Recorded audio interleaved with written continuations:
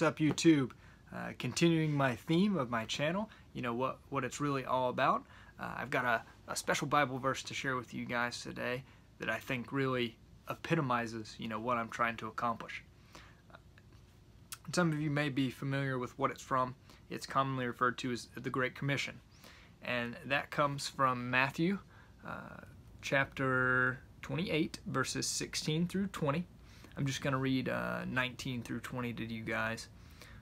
It says, "Therefore go and make disciples of all nations, baptizing them in the name of the Father, and of the Son, and of the Holy Spirit, and teaching them to obey everything I have commanded you.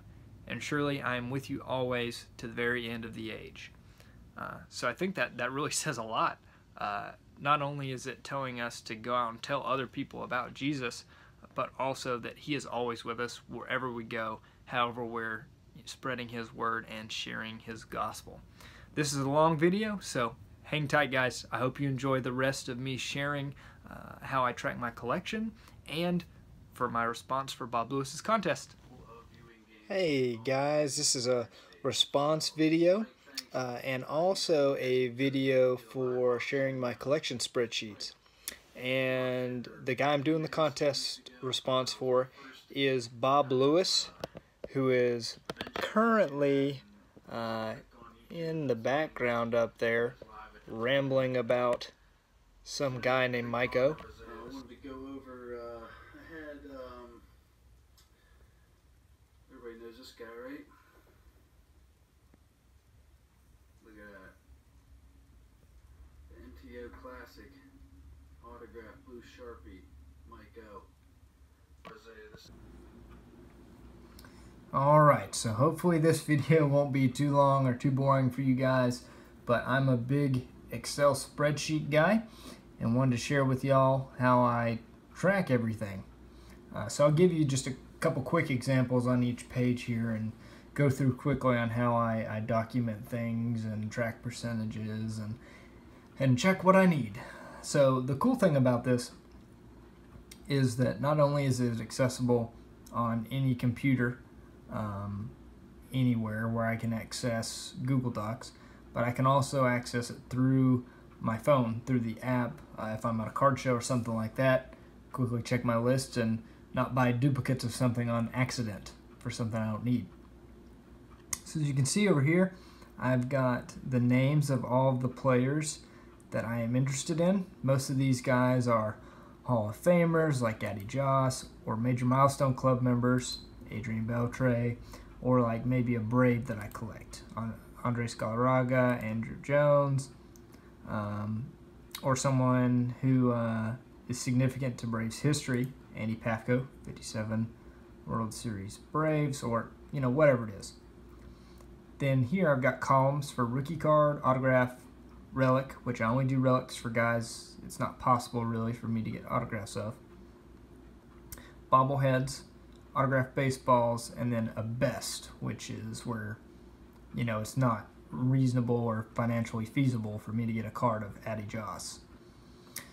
Then in this next section it counts Hall of Famers for the same categories: rookie cards, autographs, bobbleheads, baseballs. Then's my haves, needs, total, and the player percentage. So I'll give you an example here. Scroll down to one of my favorite player ever, Chipper Jones, right? I've got his rookie, I've got his auto, got his bobblehead and baseball. He's a Hall of Famer, 100% complete. Okay, so the first section is all these baseball guys or baseball related guys like Chauncey Leopardi, who plays Squints in The Sandlot, greatest baseball movie ever. Green means I have it, red means I need it, pink means it is incoming. So as you can see, I've got some cards incoming, rookie cards of David Cone, David Wells. I'll scroll down quickly here. So below all the baseball guys, you can see there's a lot of those, over, let's see, over 350. Then I've got a basketball section. For those of you that didn't know I collect basketball, I do. I'm doing what I consider all-time greats / legends, handpicked guys that I think are already all-time greats or I like them for a specific reason. Allen Iverson, one of the greatest. Dirk's my favorite player. I love watching Giannis play now. James Harden, love him, great player. We got the beard thing going on. And he was on my Mega League Fantasy team. Jason Williams, one of the greatest passers ever, in my opinion. Then Michael Jordan, of course. Muggsy Bogues, shout out to the short guys. Spud Webb, short guy. Steve Kerr, one of the greats on those Bulls teams with Jordan, etc., etc. There's like 50 of those. Then I'm a huge Tar Heel fan. So I've got an autograph of every UNC player that played pro, or if they were, significant enough while they were in college. Also, a few like baseball and football players mixed in here, like Andrew Miller, a football guy, Gio Bernard, Greg Little, Hakeem Nicks, and then of course all the basketball guys. And I've got a lot of these. I've never done a video on them, but I should soon. Got a Justin Jackson coming in there. I have an autographed baseball of Kendall Marshall. You see that's marked over there. He's my favorite Tar Heel of all time. Then below all the player stuff, I've got my sets. So from 33 Gowdy to 38 Gowdy, shows me how many I have over here. Sorry for the glare, guys. The need, total cards on the set, and the percent of the set that I've completed. So example, 48 Bowman, 5 of 48, need 43, 10.4% completed, as compared to like a 52 Bowman where I have 252 of the 252. It's 100% complete. So it's got all my vintage sets through there. Then here at the bottom, it calculates totals for me for my total rookie card, having needs, percentage, for autos, for relics, for bobbleheads, etc. It's also how I track how many Hall of Fame items I have over here. That's a little hard to see, but 48 rookie cards, 91 Hall of Fame autographs, different, 16 bobbleheads, 35 baseballs. Then over here in this right-hand corner, shows how many halves I have total. So that counts a base vintage card as one. It counts a Babe Ruth autograph as one, which I have. Gotta throw that in there whenever I can. Or a bobblehead is one, baseball is one. They're all one in this scenario. It doesn't matter how valuable they are, whether it's 10 cents or $3,000. Then the total items I need, 13,289, and the percent complete of what I call my total collection. So 34.52%. Below this, I've got a breakdown that this is calculated automatically from the other tabs. How many I have of the Gowdy run, how many I have of the Play Ball run, all my vintage sets, 50s tops, Bowman, 60s tops, Redman sets, basketball autos, NBA autos, UNC autos, all the milestone clubs, how many I have of each one, how many are, reasonably possible, because I'm not Bill, Hall of Fame collector, because he's able to attain a few more Hall of Fame autographs that I can only hope that I have someday.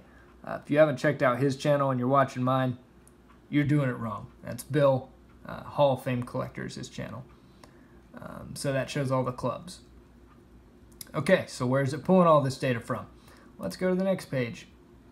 Here's the breakdown of all of my autographs in each section. So this is 95 World Series Braves. Green means I got it. Here's the have. Here's what I paid for it, what I expected to pay for it, and a percentage completed of this section. All right, so I got that. I've got other Braves, 3,000 hit club. So you can see I'm doing pretty good on that autograph-wise. Some of the biggies I need: Clemente, Anson, Wainer, Lajoie, Collins, Wagner, Speaker, Cobb, but got most of them. Over here you can see, what I paid for each one, what I expected to pay. I do constant research on this, notes on how I added them, number of hits. I like to update that and sort it, see where these guys are moving up in the all-time standings. 500 homers. Love seeing that one, marked off. Looks good in green. That Babe Ruth. There, on down through 500 home runs. I need 3 more. Fox, Williams, and Ott. Blue means that they're needed in multiple sections. So Cy Young threw a perfect game and had 300 wins. Walter Johnson, 3,000 Ks and 300 wins. 3,000 K club, 600 stolen base club. You guys get the idea. So that's autograph cards. I've got one for autographed baseballs. Same deal, works the same way. Bobbleheads, rookie cards, then sets. I mean, I've got, how I acquired it if it's a rookie card, if I need it, expected price range. You guys get the idea. So all those sets look kind of the same. Same format. Here's 56 tops because it's complete. Look at all of that green, 100%. I also mark in here in the notes if I feel like I need to replace it. So card number 240, Whitey Ford, needs replacement. That means when I'm at a show and I'm looking to upgrade my 56 set, I can easily look this up and see, oh yeah, I do need a Ford. What does it look like? Which is the second component where I can look up on my website on Weebly and see what kind of condition the one I have is in. Last couple things, and I'll let you guys go. Kendall Super Collection. Yes, I am a Kendall Marshall Super Collector. I've never said that on YouTube either, but I have 248 of the 291 cards he's ever had made, plus 7 101s. That's 85%. There's probably 10 or so cards on eBay right now that I need. I'm just not really actively pursuing the Kendall Marshall stuff since I've got a lot more into baseball, and I don't want to pay $30 for a $1 card on eBay. So if I get some more Kendalls, cool. If not, I've got the biggest collection on the planet of them. And here's the basketball stuff that I was talking about, split up in Tar Heels and NBA stuff. OBC, which if you haven't heard me talk about OBC, it's a vintage card collecting site where you kind of just send cards around to each other for free at a Goodwill. It's a ton of fun. This is where I track who I owe, who's hit me, that kind of stuff. Perez Steel postcards, which I'm collecting. I've got 15 of them now. This is a checklist for that. And an award winner sheet in case I decide to pursue those. Thanks, Mike, for giving me that idea and potential problem. Alright, so this was my contest entry for Bob Lewis. Also wanted to share my collection goals and spreadsheets with you guys.